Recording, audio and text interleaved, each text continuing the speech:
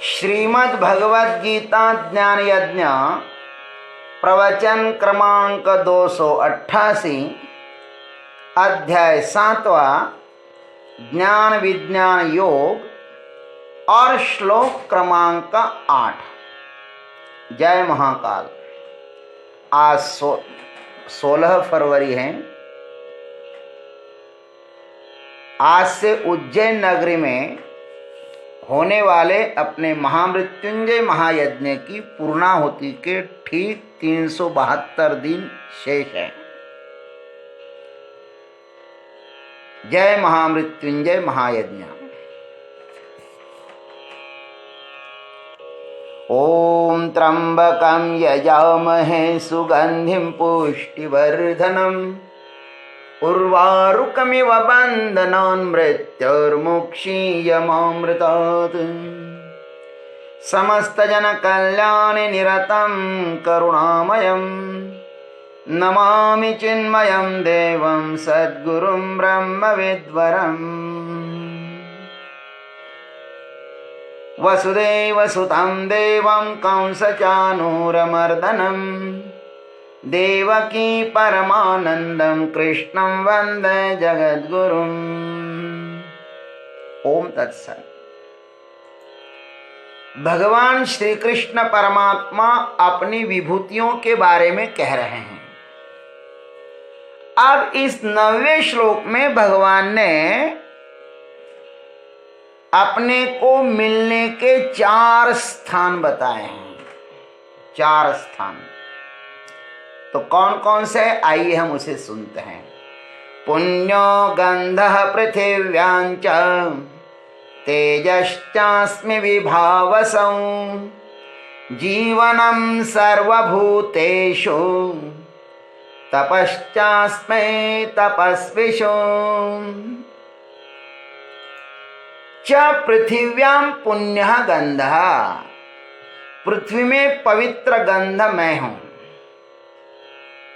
च विभवसौ तेजस्मि, और अग्नि में तेज भी मैं हूं। सर्वभूतेषु जीवनम, सर्वभूतों में उनकी जीवन शक्ति भी मैं हूं।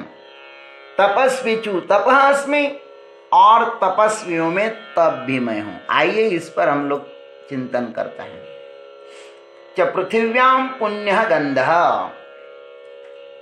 और पृथ्वी में पवित्र सुगंध मैं हूं। ये पृथ्वी जो है ना, उसका लक्षण करते हैं गंधवती पृथ्वी ही। पृथ्वी गंधवान है। पृथ्वी गंध तन्मात्रा से पैदा होती है। गंध के 2 प्रकार है, सुगंध और दुर्गंध। दुर्गंध यह सुगंध की विकृति है। भगवान ने इस धरा पर सुगंध निर्माण किया है। आदमी उसे विकृत बनाकर दुर्गंध निर्माण करता है। प्राकृतिक कोई विकृति हो तो वह शीघ्र ही सुसंस्कृत भी हो जाती है, क्योंकि पृथ्वी में गिरकर कोई भी वस्तु नष्ट हो जाए तो पृथ्वी यथाशीघ्र उसको अपने में समा लेती है।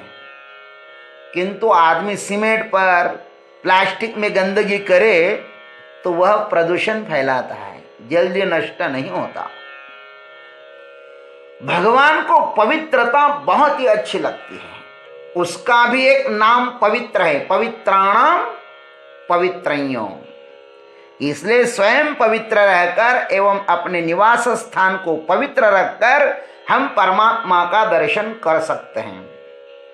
हम अपने परिसर को सुंदरतम सुगंधमय बनाकर रखें। जैसे श्री गाडगे बाबा जिस गांव में जाते थे ना, उस गांव को स्वच्छ करते थे। तो हम भी उस प्रभु को आसानी से प्राप्त कर सकते हैं। हम स्वच्छता को ज्यादा आप प्रेम करें। स्वच्छता में जो प्रसन्नता और सौंदर्य है ना, वही है परमात्मा की झांकी। हमारे गुरुदेव को तो स्वच्छता बहुत अच्छी लगती थी। हमारे गुरुदेव स्वामी चिन्मयानंद जी महाराज जब सिद्धवाड़ी में आश्रम में आते थे ना, तो फिर हम लोग पहले 15 दिन से आश्रम स्वच्छ करने में लग जाते थे।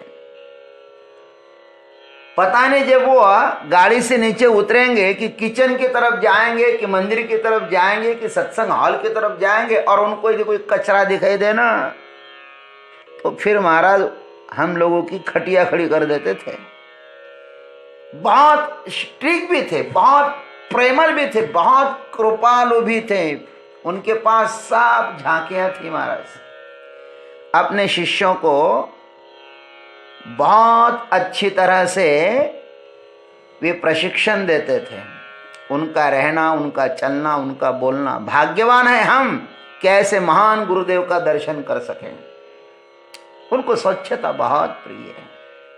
भगवान को भी स्वच्छता बहुत प्रिय होती है। पुण्य गंध भगवान ने इसलिए भी कहा है कि कुछ अपवित्र भी गंध होते हैं।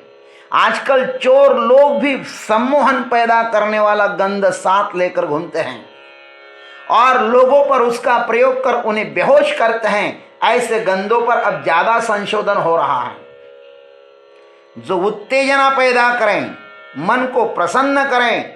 कुछ गैसेस ऐसी भी है महाराज जो मृत्यु को निमंत्रण दे।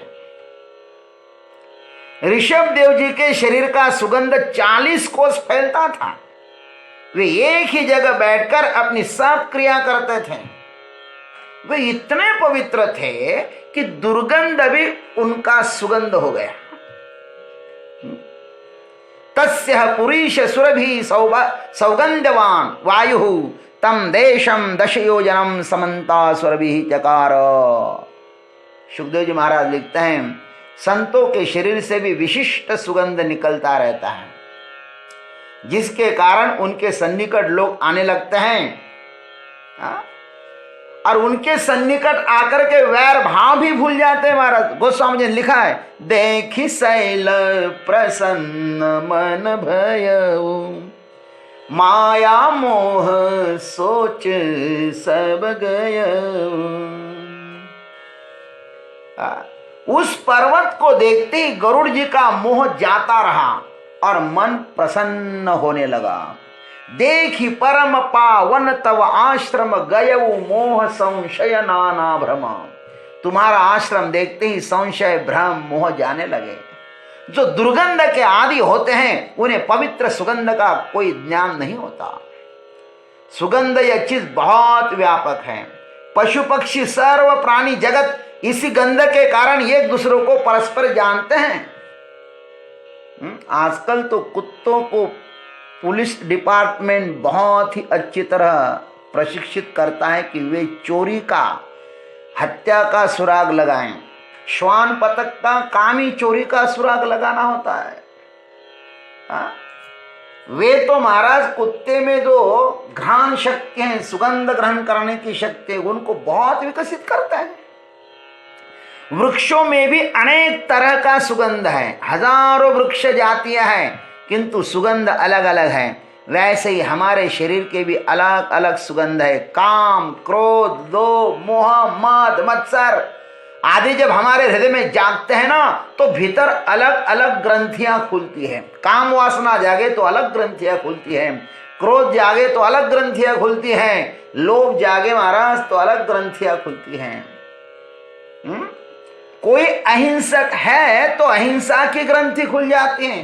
पतंजलि महाराज ने कहा है, तब उसके सानिध्य में जो जाएगा उसके भी मन में अहिंसा ही पैदा होगी। तत्सन्निधौ वैरत्याग। और तुकाराम महाराज ने भी इसको दोहराया है, चित्त शुद्ध तरी शत्रु मित्र होती व्याघ्रहीन खाती सर्पतया। ये तो सुगंध की महिमा है। भगवान कहते च विभावसौ तेजस्मि, अग्नि में तेज हूं मैं, ऐसा कहते हैं। अग्नि में और सूरज में दो शक्तियां रहती है, प्रकाश और दाहकता। वे प्रकाशित भी करती है और जला भी सकती है, पोषण भी कर सकती है और शोषण भी करती है। भगवान की निर्मित है, अतः भगवान जैसे ही सामर्थ्यवान होती है वह शक्तियां सदुपयोग करे तो वह जीवन दायिनी होती है और दुरुपयोग करे तो जीवन दाहिनी, जीवन घातिनी भी होती है। पूर्व श्लोक में चंद्रमा मैं हूं ऐसा कहा था, अतः प्रभा पर विशेष बल दिया था।